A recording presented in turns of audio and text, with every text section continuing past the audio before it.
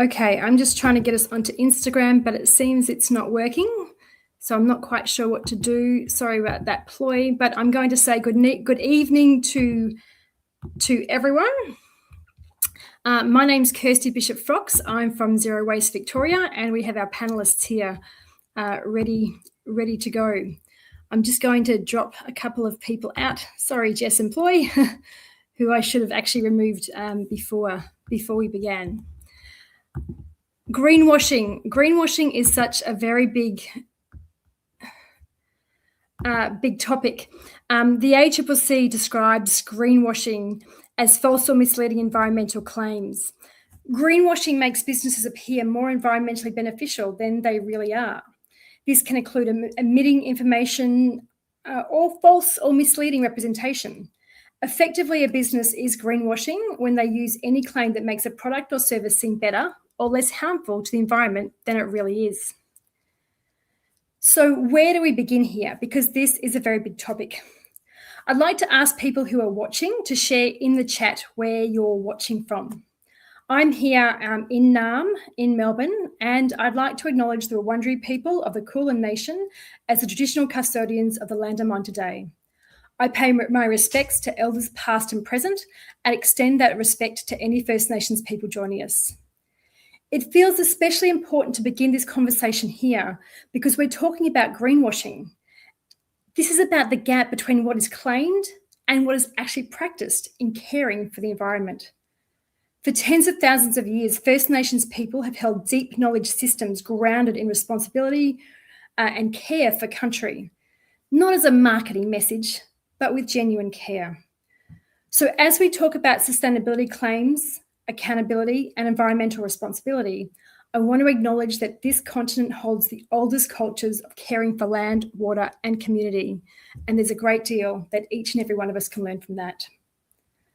So when we look at greenwashing on a bigger, broader scale, the United Nations says that greenwashing presents a significant obstacle to tackling climate change by misleading the public to believe that a company is doing more to protect the environment than it actually is.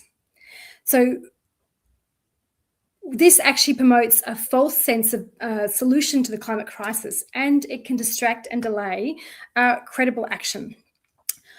I'd like you all who are listening and watching to think back to a time when you bought something because it looked more sustainable. It might have been, I don't know, green energy, reef-safe sunscreen, eco-friendly cleaning products. What about your toothbrush? How much did those sustainability claims influence your choice, the brand you purchased? Did you pay more because it felt like a better option? Put your stories in and questions as we go in the chat. I also will say, for those who've actually pre-registered, we had a huge range of questions that came through. It really blew me away. There were concerns from everyday products, what we buy, particularly supermarket and big food claims, through waste to energy, animal agriculture, fast fashion, super funds, and even more. The questions are so broad that we may not be able to cover them all in depth tonight. I've actually realised this could be a series with each of these topics as standalone. But what I do know from the questions is there's a lot of public concern with people wanting to know how we spot greenwashing and where we can report it. Our panellists have different levels of expertise and different experiences, which I'm really excited about sharing with you all tonight. I'm going to introduce them to you all one by one, and we might start with Katarina Thompson from Environmental Defenders Office. If you could just tell us a little bit about yourself and your connection to greenwashing. Thanks so much, Kirsty. For those who don't know, EDO is a community legal centre specialising in public interest environmental law. Our mission is to help clients use the law to defend nature, climate, culture, and communities. We provide free and confidential legal advice to clients to help improve access to justice. I'm the acting managing lawyer of EDO's corporate and commercial team. My team helps clients to hold companies to account for actions that harm the environment. And one particular area of focus for us is greenwashing. So we work with clients to investigate potential greenwashing and ensure that claims that companies make about their environmental impact are accurate. We have a particular focus on climate-related misinformation, but advise on greenwashing generally. Great, thank you. Nick, Parents for Climate. Can you tell us a bit about your organisation? Yeah, g'day. And lots of love to the Environmental Defenders Office, who do amazing work. I work with Parents for Climate, and we are a growing organisation that connects parents across the country, grandparents, carers, everyone who wants to help their kids have a say and a better stake in the future.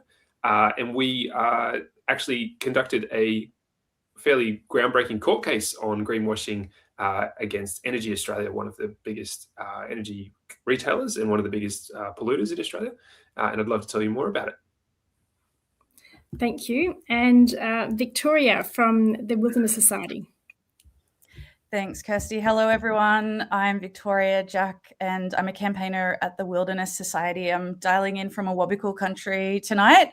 The Wilderness Society is a 50-year-old organisation that campaigns for environmental outcomes. We've got a particular focus on protecting Australia's special forests and a long history of success securing outcomes to protect forests. One of the ways that we work to secure those outcomes is by campaigning big corporations to make commitments to go deforestation free or to eliminate Australia's forests and bushlands from their supply chains. But in doing that, what we've noticed is that greenwashing undermines the integrity of those commitments and real action from corporations. So that's why we've taken a focus on greenwashing in some of our recent Bunnings work that I'll talk about tonight. Excellent, thank you. Let's start, Katerina. There's a lot of misunderstanding about some of the claims and what actually is greenwashing. Can you give us a brief overview from a legal perspective? Yeah, sure.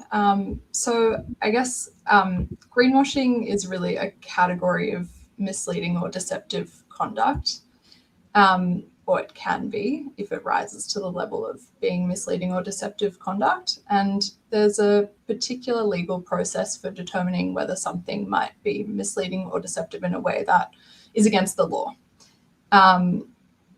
Whether something is actually against the law is, of course, ultimately up to the court. But when you're looking at a particular claim, there's a 3-step legal process to go through when considering if it might be misleading or deceptive. So the first question that you want to ask is, what is the conduct that you're alleging is misleading or deceptive? So in particular, the words, the images, read as a whole and in context. So for example, it would be important to take into account disclaimers. The second question to ask is, what is the meaning of that conduct that's conveyed to the target audience? So we have to think about who the target audience is and what the target audience might come away from when they see the representation. And then the third question is, does the conduct as a whole have a tendency to lead a member of the target audience into error? So is it incorrect, or is there some kind of falsehood in it, or error? So it's important to understand that the ACCC is the regulator for misleading or deceptive conduct as the laws apply in relation to consumers. So that might be, for example, claims made in the grocery store, as Kirsty was discussing earlier. And then ASIC regulates equivalent laws as they apply to financial products. So that could be statements that companies make that might affect their shares, for example. So that could be statements that are made in annual reports or in shareholder documents. And there's also a regulator called Ad Standards, which enforces an environmental claims code that prohibits misleading or deceptive conduct in advertising specifically. And the process for making a complaint to Ad Standards is a little bit different to the ACCC and ASIC, but fundamentally they're regulating the same type of conduct. Wow, it does sound a little complicated. When you refer to conduct, is that really just kind of like they've said something that's misleading? Yeah, it's what they've said, but I guess the important thing is that it's what they've said as a whole. So you can't kind of cherry pick a particular statement that you think might be misleading and ignore the context around it. So that's why it's important to take into account if a company has made particular disclaimers. And it's also important to think about how prominent those disclaimers might be, and what someone would think when they read the whole or see the whole statement as a whole. Right. So one thing on its own might seem like it could be, but when you take into account every aspect, yeah, I think it's going to be very interesting to unpack some of this tonight for sure. Yeah. Yeah. So we might move to Victoria. Victoria, this has actually been a really interesting one for me to watch, and I know that we're only partway through the story. But the Wilderness Society has filed a complaint to the ACCC calling for Bunnings to be investigated for greenwashing. Can you tell us a bit about that? Yes, thanks, Kirsty. I'd love to. I thought I'd start by talking about why it's so important to stop greenwashing, and then talk a bit about why our recent efforts in this space have focused on Bunnings and making a complaint to the ACCC to help folks understand why this really is such important work. So we are moving past a time when companies feel like they won't be held accountable for their environmental footprint. There's increasing expectations from the community and regulatory requirements as well for companies to at least be transparent and to some extent address their nature and climate-related impacts. And we can see evidence of that shift, for example, if you look at the gas industry, their overhaul of their messaging, where they now frame themselves as being a helpful and necessary partner in the transition to renewable energy. But the risk is that all of that hard work that we've done to get to this place, we're not going to kind of leverage that opportunity fully if we allow greenwashing to go unchecked. So I view greenwashing as an existential threat to tackling the most pressing environmental issues of our time. It's in the very definition, Kirsty, that you gave. Greenwashing promotes false solutions and delays action. So it means the bad guys can disguise themselves as good guys. It means companies driving the destruction are making shiny claims without necessarily taking real and meaningful action. And it creates a dangerous illusion of progress where, in fact, there might be none or not much. So what this means is that it risks allowing business as usual to continue without the changes that we need to see to ensure a prosperous planet for future generations. And so that's why I see greenwashing as kind of like the new frontier for environmentalism, and why at the Wilderness Society we've been doing something about it, including through our campaign to stop Bunnings sourcing timber from destructive logging operations in iconic Australian forests. As I mentioned at the start, the Wilderness Society has a long history of working to protect special forests in Australia, and the protection of these forests is essential to stop extinctions of species found nowhere else on Earth, and also to meet climate targets through sequestration and a reduction of emissions that is caused by forest disturbance. And here in New South Wales, where I'm based, some of the most biodiverse forests on Earth are still being logged. That timber goes into supply chains. It ends up in places like your local Bunnings store and then in consumers' shopping trolleys.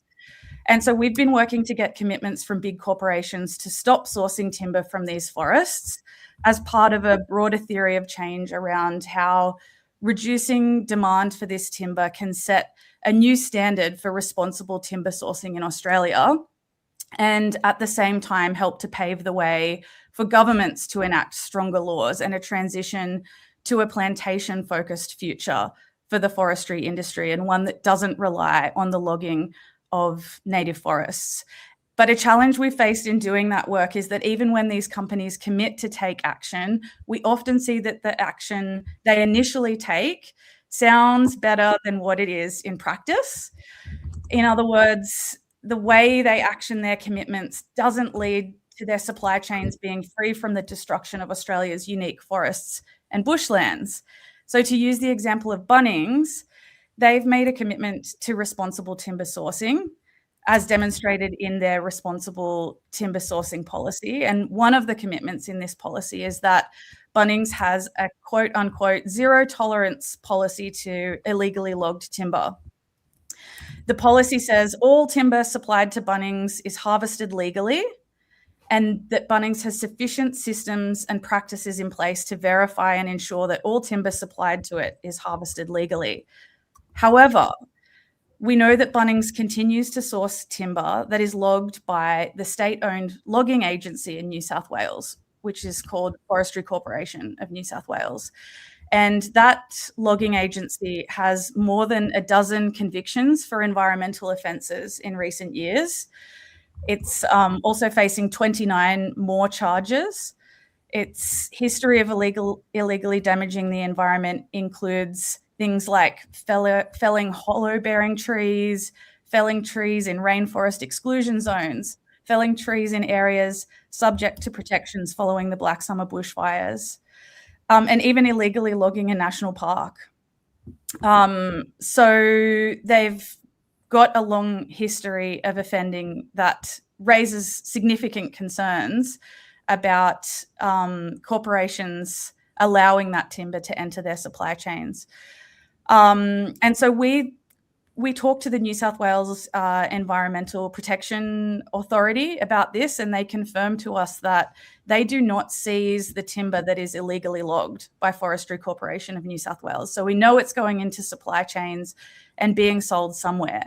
And when we went to Bunnings and asked them to explain to us in conversations over many months what due diligence they're undertaking to ensure their supply chains are free from illegally logged timber, as they commit to in their policy, they didn't provide us with a satisfactory explanation. And so that's why we became concerned that the claims Bunnings makes in its responsible timber sourcing policy were having the effect of making Bunnings' product, i.e. its timber, seem better or less harmful for the environment than it really is. And so we decided it's important that this can't be allowed to happen, because allowing this to happen risks normalizing the idea that false or misleading claims are enough, and that corporations don't need to take real action to address deforestation. We, as the Wilderness Society working in this space, we need to work with companies not only to make commitments, but to monitor their progress and ensure they understand what meaningful progress looks like, and that that's the standard they're held to. So all of this is why we decided to launch a campaign against Bunnings, and that escalated earlier this year to commencing to a complaint with to the ACCC, which we worked on with the EDO, and where we set out our concerns in writing to the ACCC and asked them to investigate. Wow, that certainly was a lot of consideration. It doesn't seem like something that you just woke up and said, "Look, it doesn't look good. Let's just have a go at Bunnings." There certainly has been a lot of thought and research and processes before you took that step. Yeah, absolutely. It's what we call a theory of change. So, our supporters invest in us, and it's up to us to come up with a plan to make sure that we can achieve real outcomes. So yeah, certainly a lot of thought and preparation has gone into this campaign plan. Absolutely has. All right, let's move to something else, which I know that the Bunnings case hasn't finished yet, but at least with Nick, with Parents for Climate, with the Energy Australia case, they do have an outcome. Can you tell us, Nick, about the case, how it was it came about, and just what's happened with it? Sure. And amazing work, Victoria, as well. That's like super good to hear. I wish you the best with the case. Can't wait to hear the outcome. So in 2023, a couple of years ago, 3 years ago now, we had heard many times from lots of different supporters in the Parents for Climate community that people were getting pretty sick of climate claims that were claiming to do a lot more than they really could. And in particular, we really noticed that in the energy retailer space, it was a really popular practice to actually tell people that they could buy coal-fired energy or gas-fired energy or just gas in the home, and not worry about the environmental impact. There was a lot of language being used in particularly the energy retailer sector that made it sound like you don't need to worry because you can buy carbon offsets or will buy carbon offsets on your behalf in the case of Energy Australia. And so we raised this with Energy Australia because they had perhaps the most egregious example of this. They were marketing a product that they called Go Neutral to approximately 400,000 households. And we recognized that a lot of the claims that they were making were simply exaggerated and what we alleged to be misleading and deceptive. So to cut to the chase, it was a long drawn out conversation, let's put it that way. And we ended up going to court. We had our hearing start at almost 12 months ago. But it got cut short because we decided to settle when the company agreed to all of our demands effectively. They basically were so scared of being liable to greenwashing and to admitting that they'd broken the law that they had promised to remove the product, make an apology to all those customers and to the public, set a good example, change their practice, and acknowledge all of the key facts in our arguments, which we decided was actually everything that we were looking for, because we weren't looking to really, damage them. We weren't looking to profit. We were looking to set the record straight and make sure that Australian households and families could count on the label that's on the tin when it comes to products, including energy products, that are really important, not just for knowing that you're doing the right thing at home, but knowing that you're doing the right thing by your kids in the future as well. So big journey, lots of details I can share, but that's the highlight. Wow, it sounds like we certainly had some positive outcomes with that, which is definitely a good thing. Yeah, definitely. I think it kind of goes to show that Australia has this particularly potent set of laws around consumer law, which not all countries have, and that it does give us the opportunity as citizens to bring a case in the public interest and actually say, this is not on, and we don't agree. Unfortunately, the government's not necessarily resourcing, actors like the ACCC to be able to do this at the scale that we would like to see. And so, after trying to engage the government, after trying to engage the ACCC, and after trying to engage the company as productively as possible, we decided a court case was the last resort that we needed to take. And we're really glad that we took it. It's not easy for any organisation, let alone EDO, Wilderness Society, or Parents for Climate, to take on something that could absolutely break your organisation if you were to lose or to have your case, go wrong. But ultimately, I was really glad that we did, because we got the result, and it's set the record straight for the whole sector. We've noticed that the majority of energy retailers have actually adopted the positions of Energy Australia wholesale, some of them verbatim, and it's really changed the way people are talking about the use of carbon credits and offsets in making climate claims. And what that basically boils down to is, if you've got a company that's producing a lot of pollution and they're trying to claim that it's not a big deal, you don't need to worry about it, and that they can sell you a label that's good for the environment and, as good as potentially renewable energy, which is the way it was sort of positioned on the Energy Australia website, then, really you want to know that that's absolutely verifiably true. And it absolutely wasn't. And now it's on the public record from one of the biggest polluters in the world, one of the biggest energy retailers in Australia, saying, I'm sorry, but carbon offsets can't undo the harm of fossil fuel burning. And it's much better coming from them than coming from us, because now the rest of the sector has to fall in line. It's great to hear that they're falling in line. It's a big process to take the action, but thank you on behalf of everybody for taking that action. No worries. Couldn't do it without all the mums and dads that make it possible. But yeah, thank you. Absolutely. I'd like to hand the baton to Katarina, because this is the space that you're in terms of legal cases around greenwashing. Can you give us some examples of the cases that you've been working on, or EDO generally, in this space? Yeah, of course. And thank you, Nick, so much for that overview of such an important case, and Victoria also for your insights into the Bunnings complaint. I can give a kind of broad, perhaps representative overview of some of the complaints we've helped clients with recently, and then also I'll give a very short summary of 2 federal court cases EDO helped clients bring over the last few years as well at the end. So the first one I wanted to talk about was the assisting the Wilderness Society with the ACCC complaint about Bunnings timber sourcing. Victoria has already discussed that and covered it in far more detail than I would be able to, so I'm grateful for that. And then a second one that I wanted to talk about is a complaint we assisted Climate Integrity with about representations made by Qantas about its net zero target and the impact of customers purchasing offsets for their flights.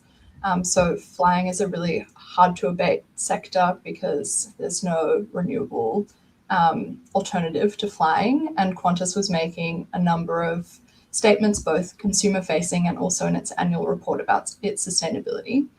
And one of the statements, for example, that it was making was it was calling its offsets program fly carbon neutral. Climate Integrity alleged that that was misleading or deceptive because Qantas was using offsets to make its flights essentially carbon neutral, and it was representing that to customers that they would be able to have a climate neutral effect on the environment when they flew, which Climate Integrity alleged was not accurate. Qantas acknowledged that complaint in its recent annual report and subsequently made substantial changes to its sustainability representations as well after receiving the complaint. So that was really exciting to see. A second example that I have is it's not just kind of organizations that we help. We also help individuals if they have particular concerns about something that impacts them. So we recently helped an individual member of UniSuper make a complaint to ASIC about alleged greenwashing by UniSuper in the naming and marketing of one of its so-called environmental funds. The fund actually only required the companies it invested in to derive 20% of their revenue from fairly loosely defined environmental themes. That is still ongoing, that matter. And another one I wanted to talk about, which is actually a complaint we made to AD Standards, which is a different compliance and enforcement body that can be really useful for clients to complain to, is we assisted the Wilderness Society, Western Australian Forest Society, and the Conservation Council of Western Australia in making a complaint to AD Standards about an Alcoa ad running in Western Australia that claimed that Alcoa had rehabilitated forests it destroyed for bauxite mining. AD Standards actually upheld that complaint and concluded that the overall impression of the ad was inaccurate, and Alcoa discontinued the ad. So it's just an example of how a different process to the kind of standard ACCC and ASIC complaint route can be really effective at achieving change. And we've also helped clients bring 2 really groundbreaking misleading or deceptive conduct cases in relation to climate commitments and climate statements in the federal court. The first is ACCR in Santos, the Australasian Centre for Corporate Responsibility in Santos, and the second is Greenpeace and Woodside. The cases both concerned statements by Santos and Woodside respectively about their net zero targets and their plans. As you might have heard, I'm not sure, in February, the federal court dismissed ACCR's case against Santos, but ACCR is currently appealing that decision. And Greenpeace and Woodside also recently settled their case. But despite those outcomes, those cases were world first litigations in relation to climate commitments made by fossil fuel companies. And they inspired similar litigation overseas. So their impact really can't be understated.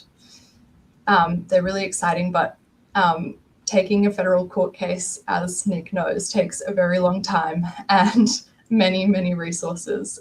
So generally what we do is help clients make complaints to the regulators in the first instance. And a federal court action is not something that everyone has appetite to bring, I would say. Yeah, the wheels Yes. of justice turn slowly was the phrase I was given to comfort how slow it was going. But yeah, I wouldn't. It's a last resort. I wouldn't recommend it as like the first port of call. So if somebody does have a concern and they're like, I've just bought this product, it's not what I think it is, where would be a starting point for, an individual like me?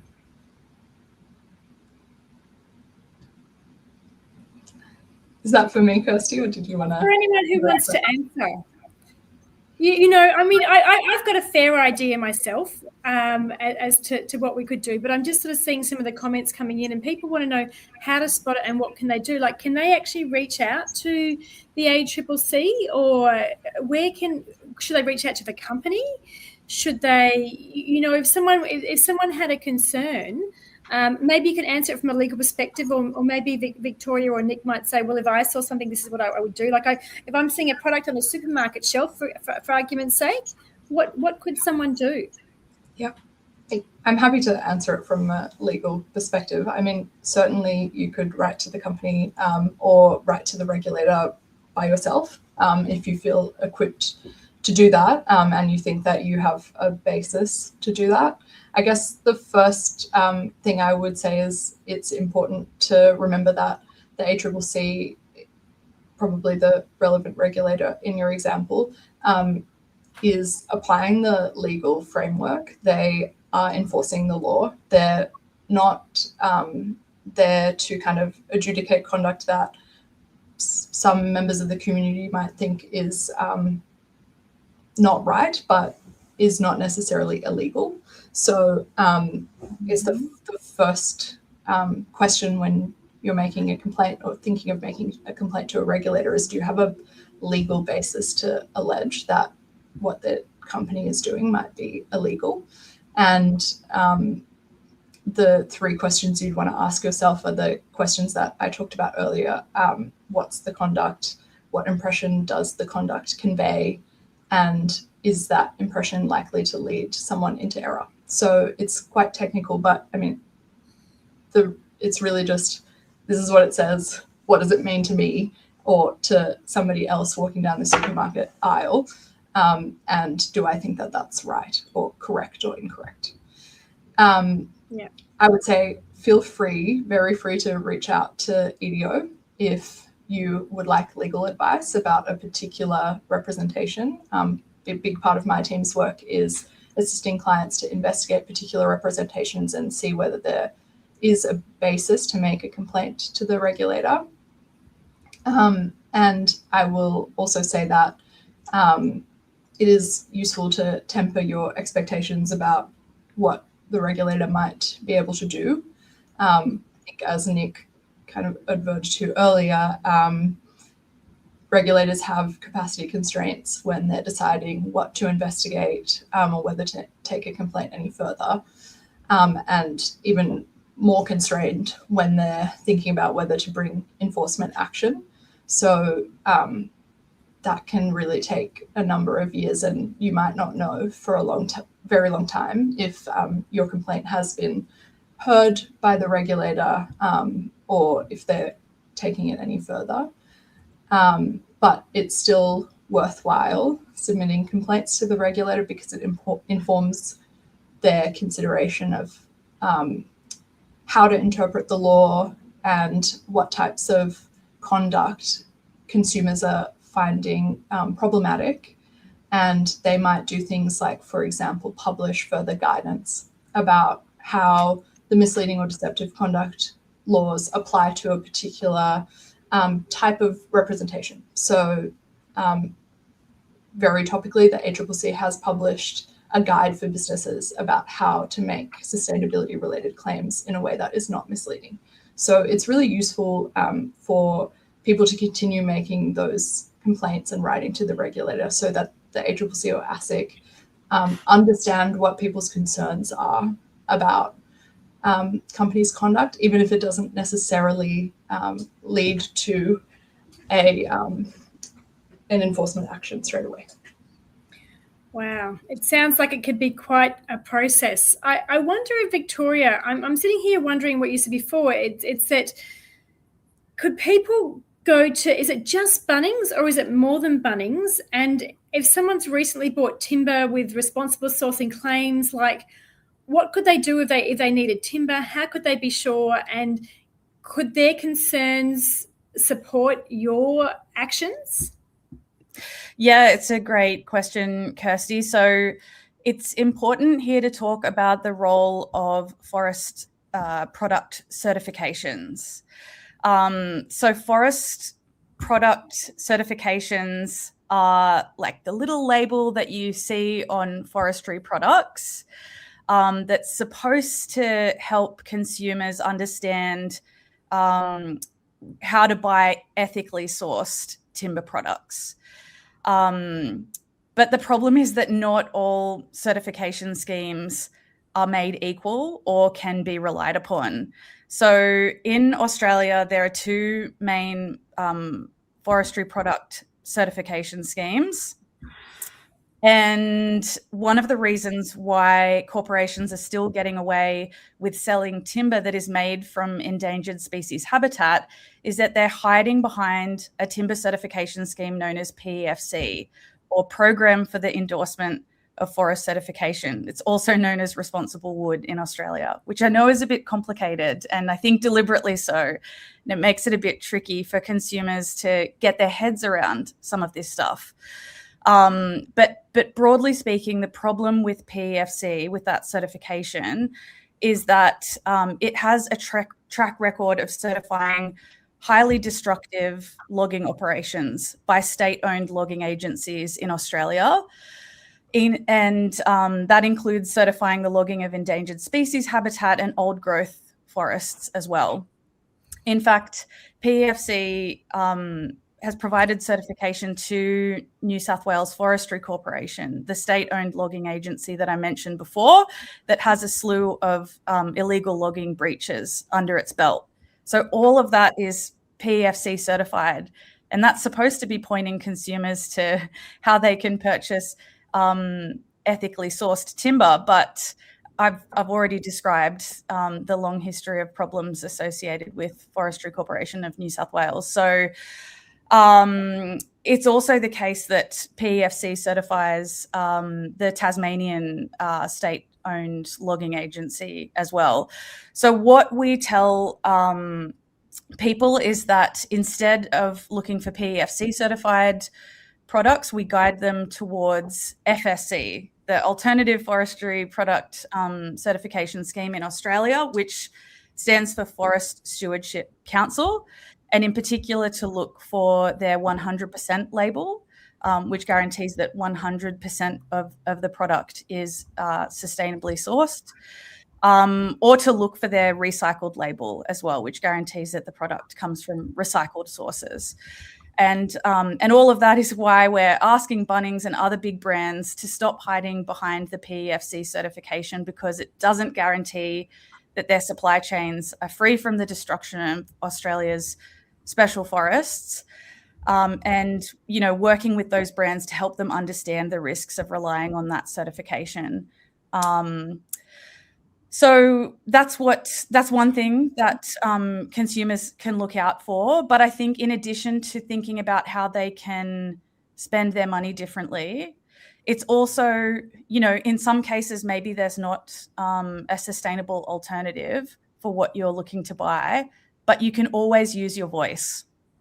So I believe we'll be able to share our petition with the audience tonight. That petition invites people to add their personal details, and it'll send an email to the managing director of Bunnings about some of the matters that I've discussed tonight. And it'll also mean that you can get campaign updates and hear about what other action you might be able to take in future.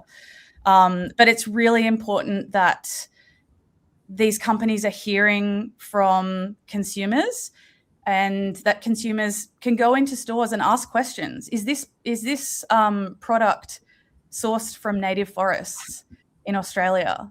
And then, if enough people are asking those questions, it does get noticed, and it does have an impact. Excellent. I've just placed the link into the chat. So into the comments. So you'll be able to do them there, and up there's the link as well too. I think really what people want, I often hear it's like it can be really devastating to hear all these stories and think that nothing can be done. And while it is a slow process, I think it's really important that people do pay attention to those certifications. I know I've certainly learned something between the difference of them tonight, and to reach out, because if everyone, if more people reached out to Bunnings and made a stir, when we look at what's happening with the gas at the moment, that's got attention everywhere, but that's been simmering for 10 years, right? Maybe more. So let's not wait 10 years to get this at a point. Ask the question before you buy. Ask the question if you have. Ask the question if you see them selling it. Is that what people could do? Just email them and ask. Signed and sent. Thank you. Absolutely. Thank you for any amount of noise to demonstrate to these companies that these issues are important to people is helpful. And I guess, I think it's really important that people don't feel hopeless about this. How I try to think of it is we've been able to work with companies, some of the biggest companies in Australia, to get them to make commitments to go deforestation free. The thing is, the work doesn't end there. We just have to do a bit more work to help them understand and feel pressured to implement those commitments in a way that's really meaningful. Sometimes it is actually that they're, deforestation's really quite complex and technical, and it may be that they don't fully understand the implications of some of the certification issues that I've discussed tonight. So we continue to work with those companies after they make the commitments and monitor the work that they're doing until we're satisfied that the commitment has been implemented in a meaningful way and resulted in real action. And we just ask people to come on that journey with us, until we get to the final outcome. Yeah. I'm just while we've got you there's just a question that's come through, and I don't know if you can talk to this or not, but the question here is that there's a talk about how the beef is driving deforestation in Queensland, and where will companies like JBS be held accountable? Are you aware of is that something that you've worked on? It's not my area of expertise, but I can say that we've been campaigning the major supermarkets, Coles and Woolworths, in recent years to make commitments to go deforestation free. And that includes their timber sourcing. I've been talking about timber sourcing tonight, but it also includes their beef sourcing. So the link between beef and deforestation is that land is cleared to raise cattle. And we have successfully campaigned the supermarkets, the major supermarkets, to make that deforestation-free commitment. And now we're working with them to ensure that the way they're implementing that commitment in relation to their beef products is meaningful, in the same way that we're working with them on their commitment around timber supply chains. Yeah, that's great. It all adds up and it counts. Nick, I had this question in front of me and it's just jumped away. Okay, so in terms of with the Energy Australia, I think you started to mention this. Other companies, have they followed in the suit of Energy Australia? And in what way has this one case helped with other claims about environmentally friendly when it comes to energy or similar things? Yeah, we conducted a survey of the energy retailer sector about 3 or 4 months after the case to sort of see what was going on, what was changing, and not only did we learn that they were changing really fast. Thank goodness for the Wayback Machine, because you can go and see what the people used to put on their website, even though they like to pretend it was never there. And so not only did we learn that they were changing very quickly for some of their usual pace, but they were very keen to engage with us. The truth is, I think companies are terrified of being called out for doing the wrong thing. And that is a power that we have if we do call them out. And I think there's a few ways that are probably worth knowing about as well. One, one of the things I do know about the ACCC, although they're an independent regulator and they're doing their very best, is they are desperate for sentiment of what consumers are thinking, feeling, and experiencing. So I think if you do write to them, that's probably going to help them out as well, because they will use that as a data point. I think companies are absolutely terrified of being called out for these things as well. And I think, we can see the tide is turning globally. Like if you look at what's going on in the EU, for example, the Green Claims Directive is very strict. There's a question in the chat, I think, about when companies use words like eco a little bit liberally. That's not available in Europe. That's no longer available. It's something that the European Union has mandated that all the EU states need to implement in law, that you can't use the word eco unless you've got a very, very solid case. And so it's kind of falling away. And while that's really helpful, there's also a little bit of danger, like having thought about this really deeply and made some big risky decisions in the last few years for our little organization and myself. I've started to realize that while I do like to sort of pile on and make sure that these companies are being held to account, I also want them to be doing their very best and to be actually the best in class and better than the European Union, because that would just be nice for Australians. And that requires a little bit of conversation and goodwill and dialogue as well. And so I think, assume that these companies do want to be doing their best, because often the people who are in those teams, they're the sustainability person that's trying to move the company forward and pulling against a ball and chain. And by getting on side with them, you can actually give them power and support. And I thought this webinar is really well timed, because we're actually due to hear the Senate inquiry on greenwashing report, which should be out next month, unless it gets delayed again. So, and it's over 3 years old. It's so old that it was started in the last parliament and they had to renew the website. So it's an indifferent address if you're Googling for it. But we should be able to see what the federal parliament thinks about greenwashing and what needs to be done.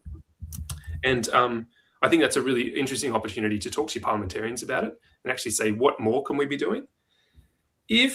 Going back to your very first question, what if someone sees something on the shelf? If it's a climate claim, particularly one with regards to offset use, like carbon neutrality, then we've actually produced a guide to actually try and school and help companies to just do their best and follow the best guidance. And so I think I gave that link earlier, but I'm happy to share it again. It's just an easy to find way of sort of making sure that any use of offsets is being done ethically and appropriately.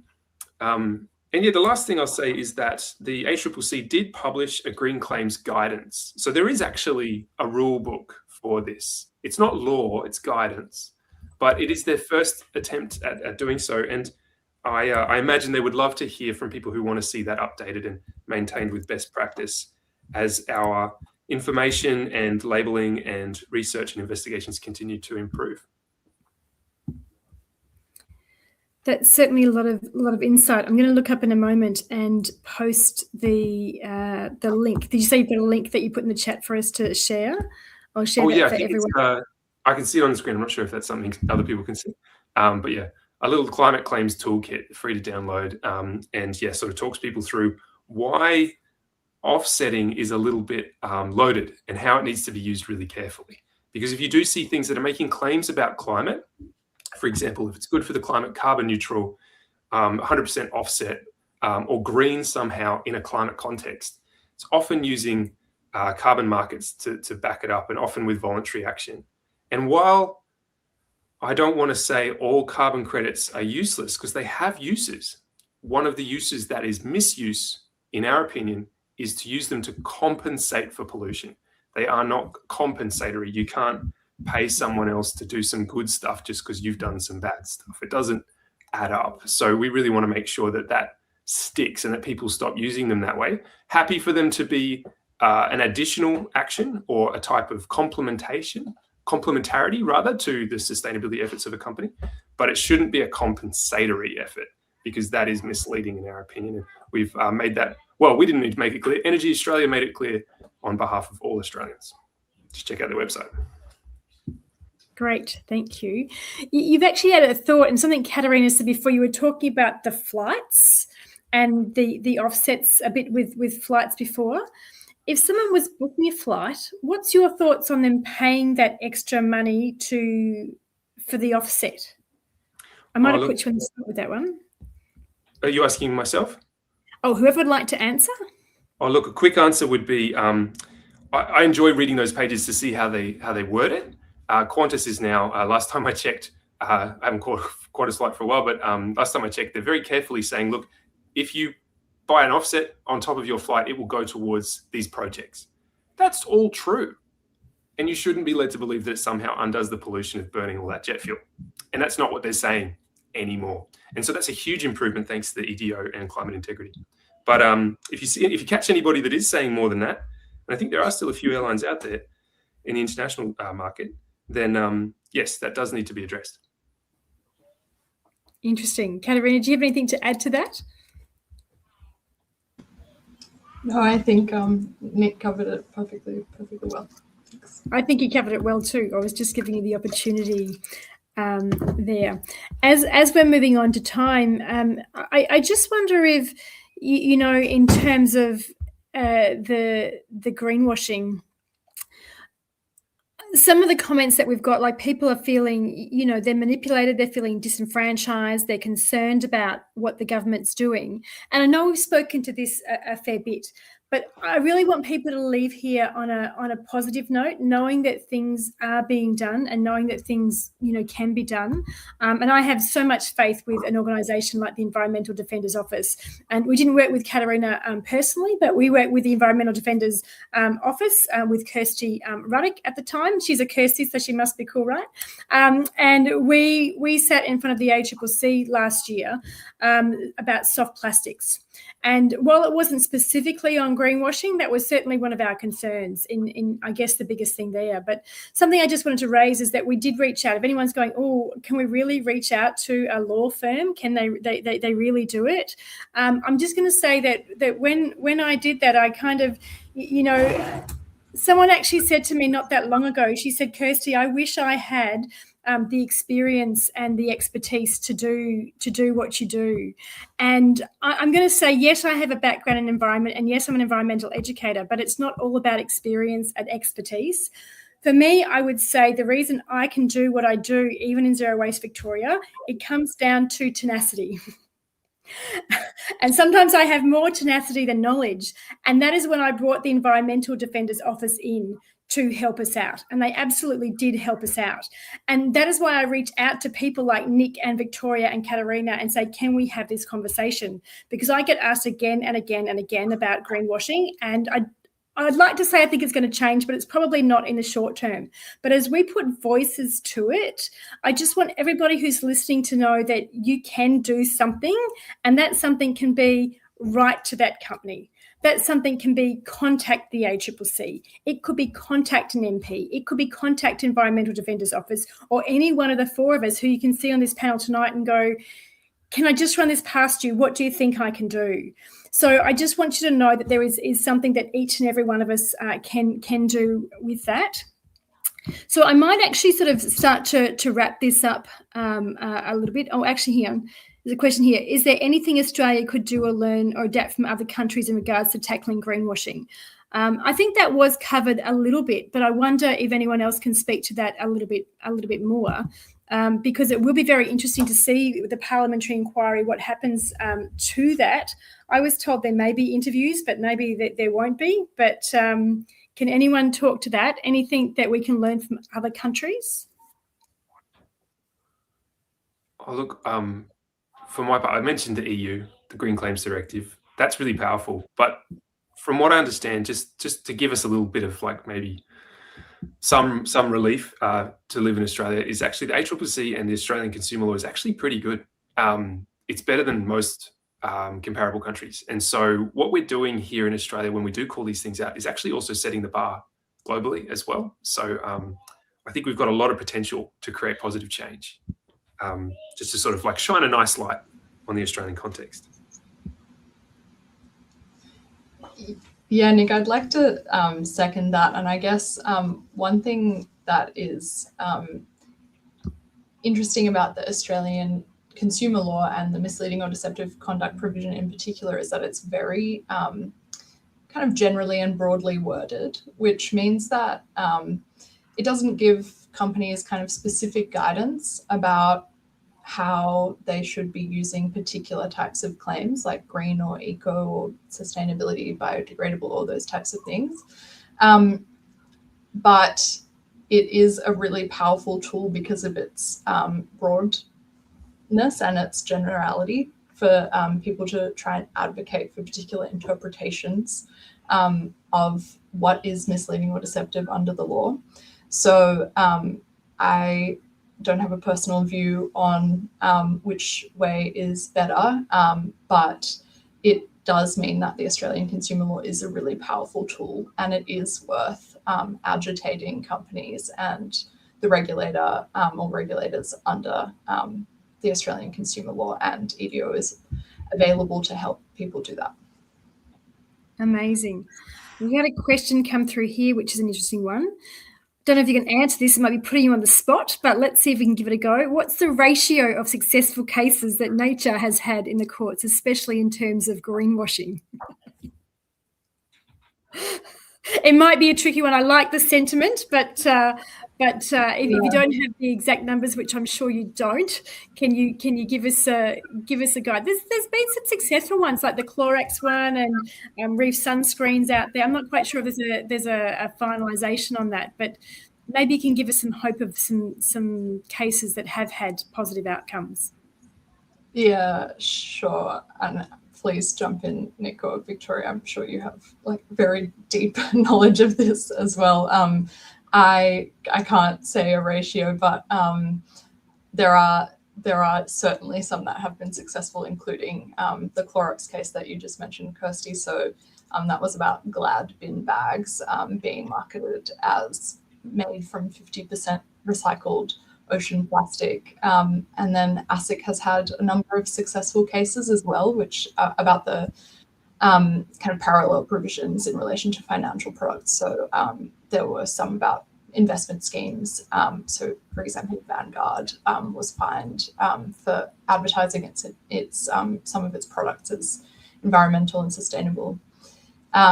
There's one on foot that's quite interesting, which the ACCC has brought against Australian gas networks. That was brought by the ACCC in June 2025.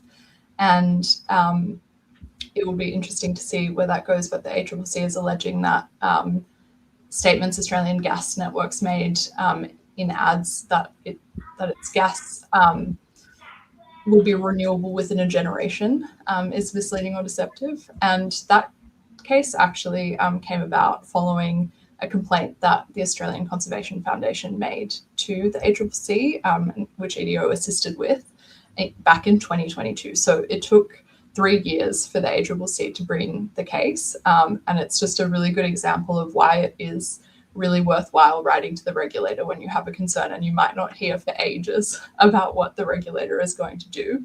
But then sometimes 3 years later, the regulator brings a proceeding. So those are just some that I can think of off the top of my head, but happy, obviously, if you have any others you want to talk about, Victoria or Nick. Yeah, I'll jump over you on, but it just goes to show it really is important to write these. You might think that it's gone nowhere. And one person writing it, how much difference will it make? I don't know. But what if 10 or 20 or 100 or 1,000 people wrote those same letters? Sometimes it just takes that second or third letter to get something happening. Did Nick or Victoria want to add to that? Oh, look, for what it's worth, I think Cassandra Gottlieb as the chair of the ACCC is a really exciting appointment, and she's made really clear that greenwashing is a priority for her. And as we've just heard, there's been some amazing developments in that space which are still playing out. So yeah, I think we all hear Alan Fells now being the courageous spokesperson. I think Cassandra Gottlieb is really carving her own path, and I think the ACCC, they need all the support we can get. Ideally, they need more resources so that we can see more independent regulator effect on this stuff as well. So I do encourage you to talk to your parliamentarians, particularly your senators, through the greenwashing inquiry, to encourage them to make sure that that's a priority. Thanks, Nick. Did you want to add to that, Victoria? I think just one final thought from me is that, in a sense, the fact that corporations are feeling compelled to make claims that may be misleading is a sign of progress in and of itself. and we should take heart in that, but we need to keep at it. Remember that there's so many other people across Australia who are concerned, just as the folks listening to this webinar right now. We've had more than 8,000 supporters send emails to the managing director of Bunnings. So when you take these small actions, you're often part of many thousands of people who are taking action at the same time. And when we all do that together, it really is incredibly powerful and can achieve the outcomes that we're looking to achieve. 8,000 signatures. Can we just give a round of applause? That's to everyone who signed and keeps signing. 8,000 is no small feat. Often these signatories get 500 to 1,000, and that's really quite huge. And if we can do that with all of these things, something that hasn't come up tonight, but I know salmon is one of the things that in supermarkets is getting a fair bit of attention. If anyone knows anything about salmon, if you're listening and you don't, start Googling it, and you might choose differently. It's actually degrading the Macquarie Harbour in Tasmania and risking the endangering species there as well too. It's really something that we need to create attention to. And often these supermarkets and brands, they won't do anything unless they're required to. I sat in a panel discussion. I was asked this a little while back about plastic and what the biggest changes are in terms of behaviour change. And I did a whole spiel about Plastic-Free July, but the reality is the change come through legislation, and legislation come because people push it. So don't be afraid to reach out to these organisations and reach out to your MPs and do whatever you can. It all does add up. We've got here too that Zippy's actually saying, oh, where's that comment gone here? Oh, goodness me, I shouldn't be managing text. Somehow I've just gone right off it. Yes, we've got Spencer here from Save Sunrise Glossy saying the Magean Skate, check out the love letter to the unseen. Yes, that's young Spencer. If you don't know Spencer, follow along with him. There's been a whole documentary made about that. And I've got Zippy here saying that under pressure, it's not too late. We can continue evolving. That's absolutely right. And Jade's here saying, what's the best way to be able to share these opportunities, to send these emails and to sign these polls with our communities? We've got the links in the comments. We'll put the links back in, and anyone who registered will sort of send them out to you. Animal agriculture. I think there was something here. Animal agriculture is a really big topic, and it is a big challenge, as Victoria was saying, in terms of the land being cut down and the beef being grazed of that. I'm just going through. I think we've covered most of the comments tonight that have come through, and all those that we can realistically comment on. The laws are happening. I think we have covered most of them there. I'm just going to give our panellists one last opportunity to wrap up, give a plug to the organisation that they're doing, that they're with, for those who've come in part way through, so that way you can contact them. We might start here with Victoria. I'm going to find your petition and put your petition in again. If you'd just like to give a bit of a summary, just in case people have missed the start, but want to wave the flag for you in the end.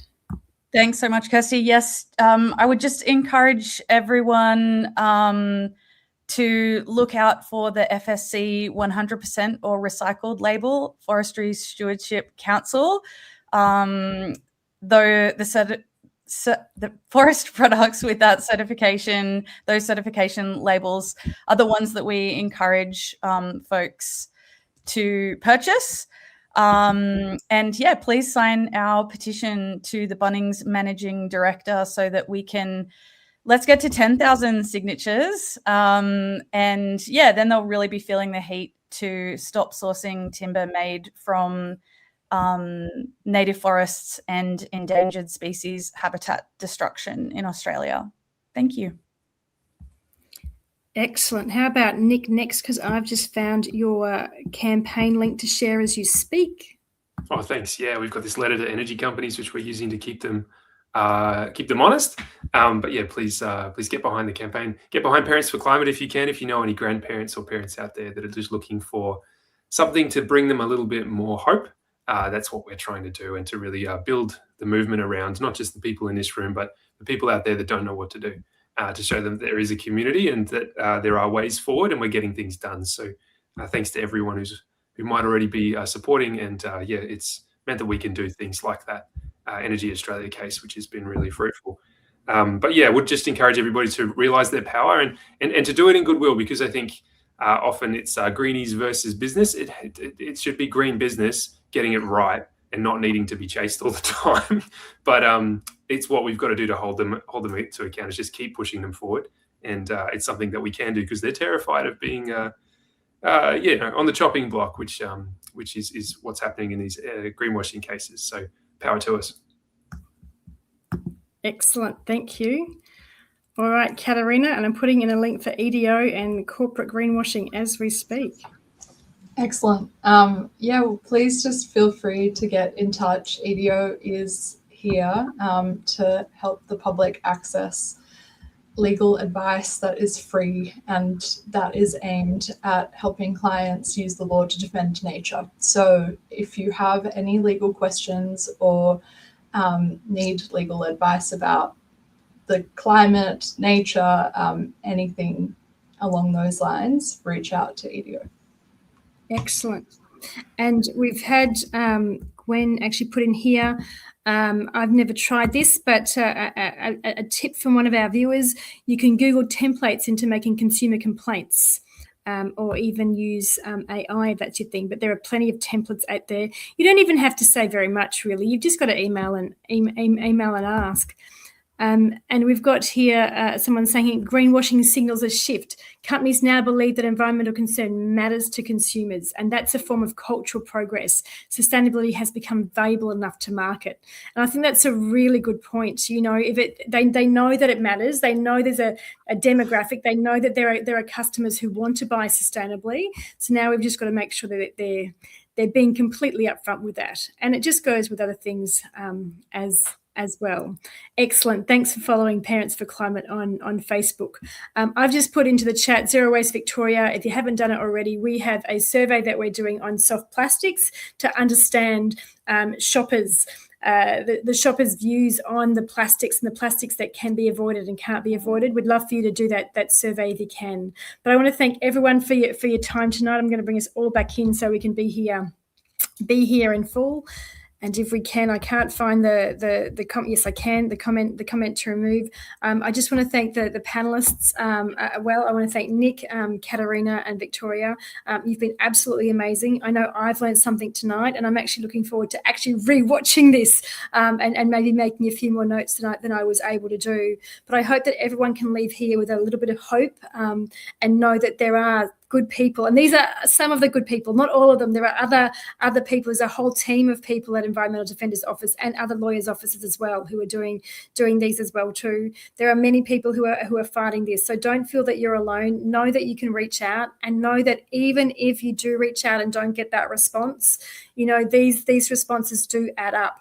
One email adds up to over 8,000, and there are probably people who've emailed outside of that as well too. So it's probably higher than that, but you may never know. So do keep doing that. But I'm going to thank you all and say good night for now. Thanks everyone for your time. Good night. Cheers.